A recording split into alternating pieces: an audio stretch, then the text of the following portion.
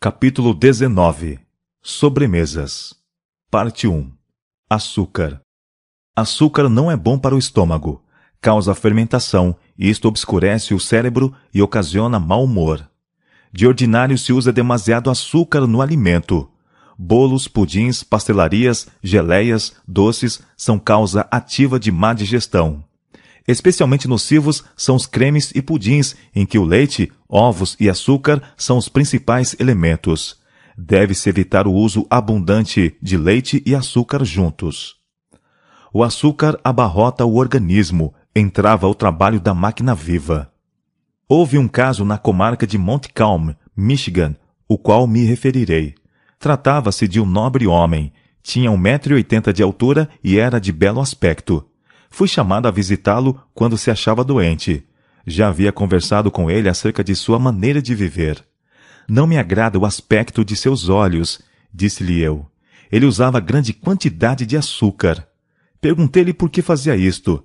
Disse que abandonara o uso da carne e não conhecia melhor substituto do que o açúcar. Seu alimento não o satisfazia, simplesmente porque a esposa não sabia cozinhar.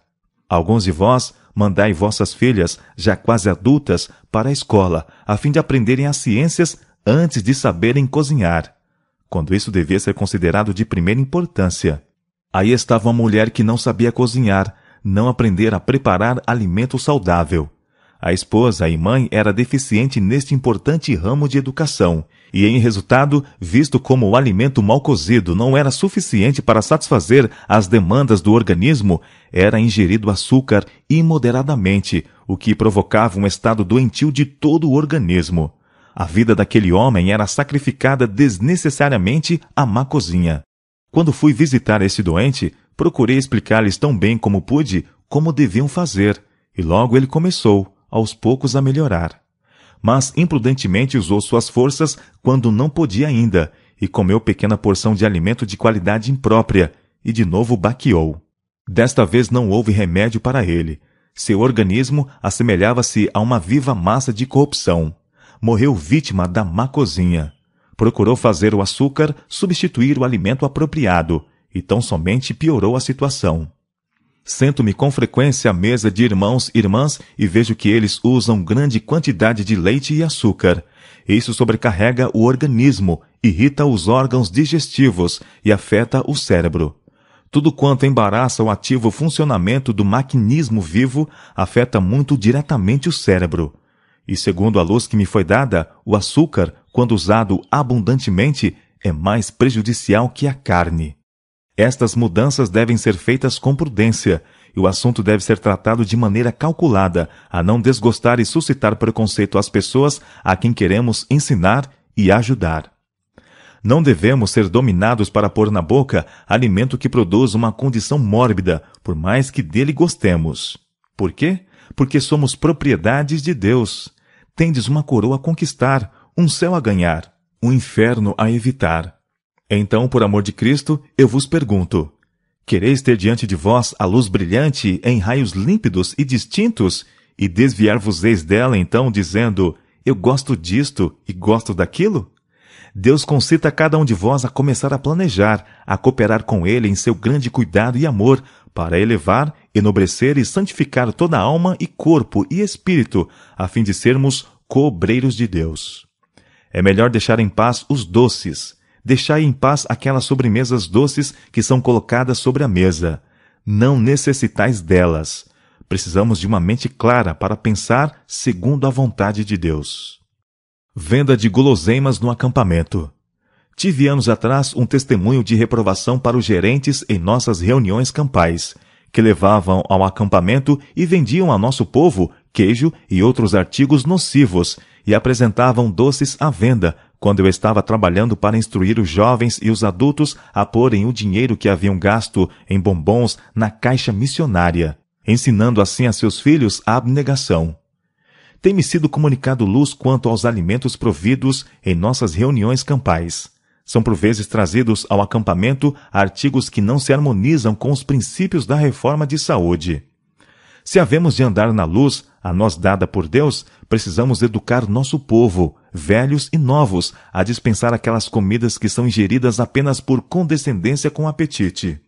Nossos filhos devem ser ensinados a renunciarem às coisas desnecessárias como doces, chicletes, sorvetes e outras gulodices, para que possam pôr o dinheiro poupado por sua abnegação na caixa da renúncia, das quais deve haver uma em todo lar.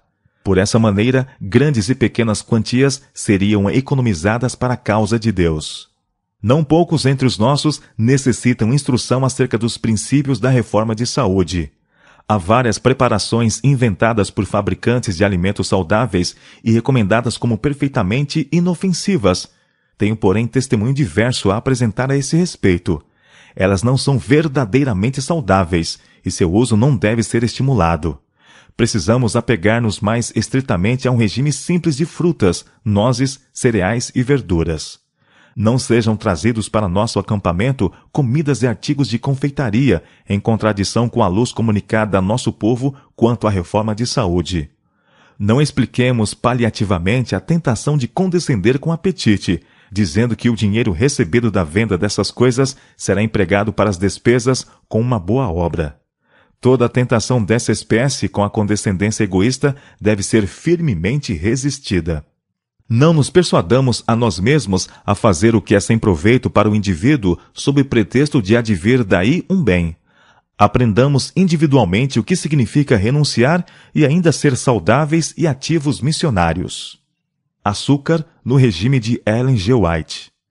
Tudo é simples, todavia saudável, porque não é reunido ao acaso. Não temos açúcar em nossa mesa. Nossa compota, em que confiamos, são maçãs assadas ou estufadas, adoçadas segundo a exigência antes de serem postas à mesa. Temos usado sempre um pouco de leite e algum açúcar. Isto nunca reprovamos, seja em nossos escritos, seja em nossa pregação. Cremos que o gado se tornará tão doente que essas coisas ainda virão a ser rejeitadas. Mas o tempo ainda não chegou para abolirmos inteiramente açúcar e leite em nossa mesa. Parte 2. Leite e açúcar. Agora, quanto ao leite e açúcar, sei de pessoas que ficaram atemorizadas com a reforma de saúde e disseram que não queriam ter nada a ver com ela, por causa de falar contra o abundante uso dessas coisas. As mudanças devem ser feitas com grande cuidado e devemos proceder cautelosa e sabiamente. Devemos seguir uma orientação que se recomende por si mesma aos homens e mulheres inteligentes da terra. Grandes quantidades de leite e açúcar ingeridos juntos são prejudiciais. Comunicam impurezas ao organismo. Os animais de que se obtém o leite nem sempre são sadios. Podem estar doentes. Uma vaca pode estar aparentemente boa de manhã e morrer antes da noite. Então ela já estava enferma pela manhã, e seu leite estava contaminado, e vós não sabieis. A criação está enferma, as carnes estão infeccionadas.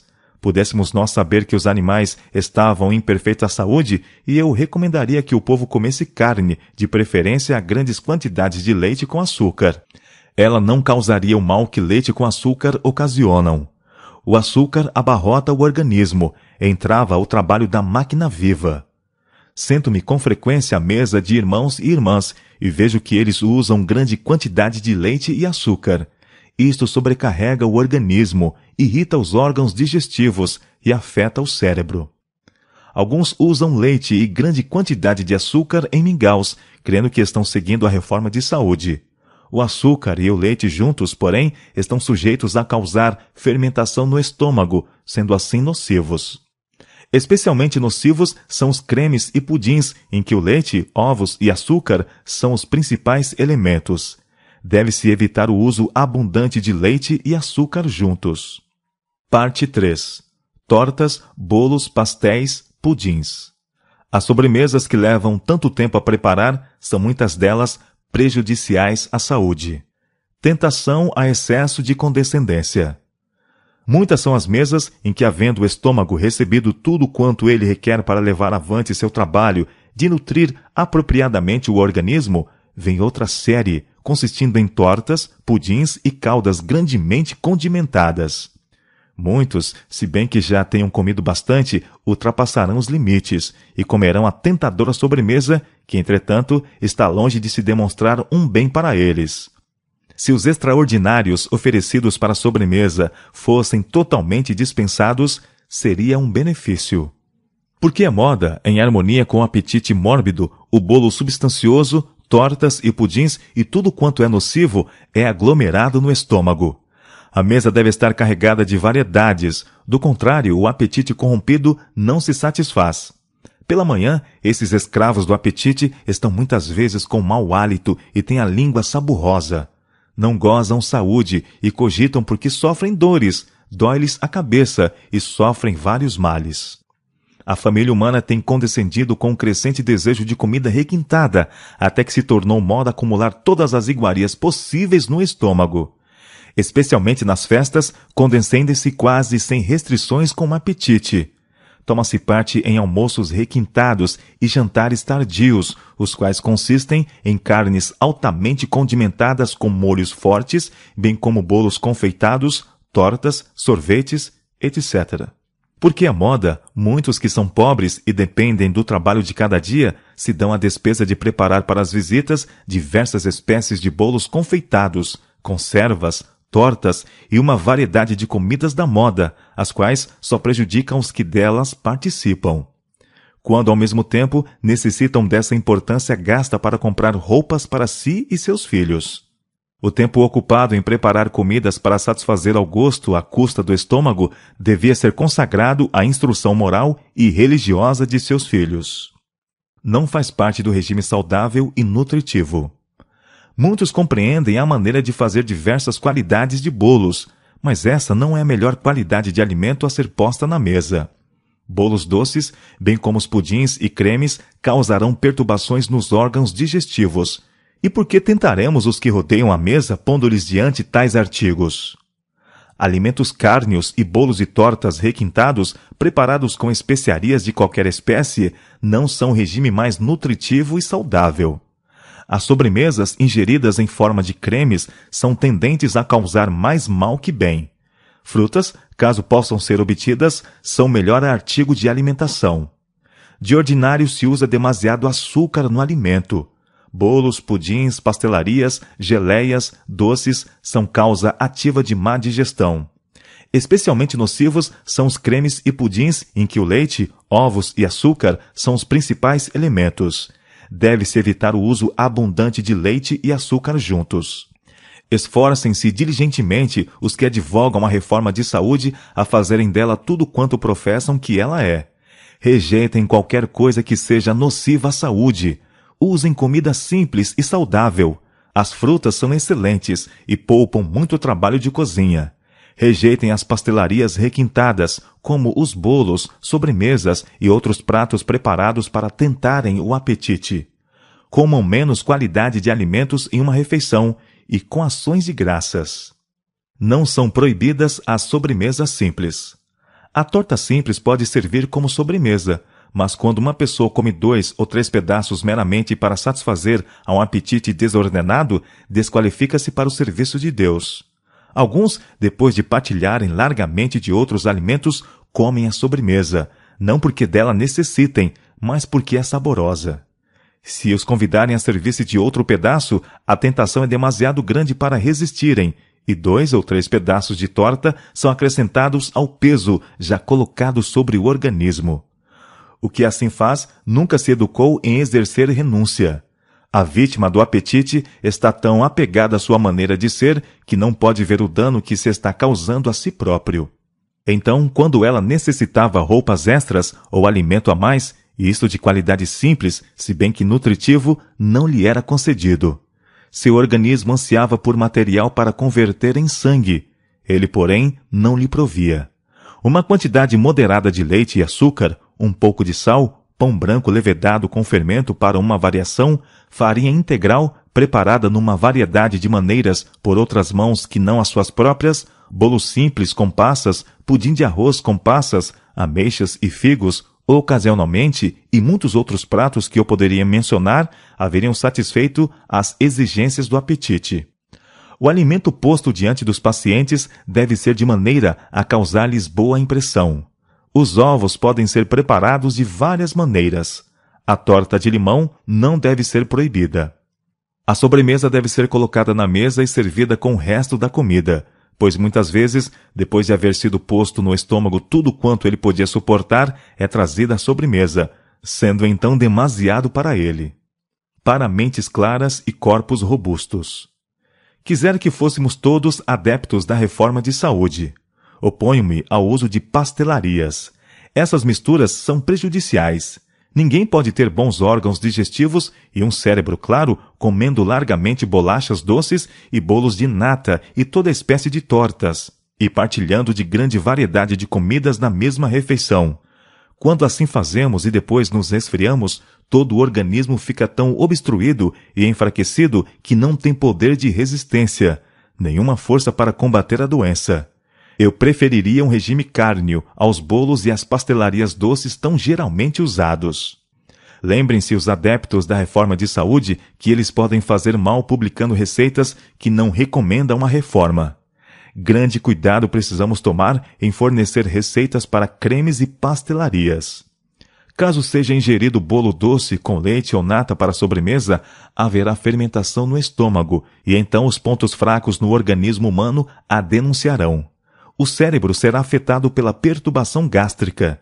Isto se pode curar facilmente se as pessoas estudarem de causa para o efeito, eliminando de seu regime aquilo que prejudica os órgãos digestivos e ocasiona dor de cabeça. Pela imprudência no comer, homens e mulheres são inabilitados para a obra que poderiam efetuar sem prejuízo para si mesmos, caso comessem com simplicidade. Estou convencida de que ninguém precisa se pôr doente ao preparar-se para a reunião campal, uma vez que observe as leis da saúde em sua cozinha. Se não fizerem nada de bolos nem tortas, mas prepararem simples pão integral e se proverem de frutas em compota ou secas, não precisam ficar doentes ao se prepararem para a reunião campal, tampouco durante a reunião.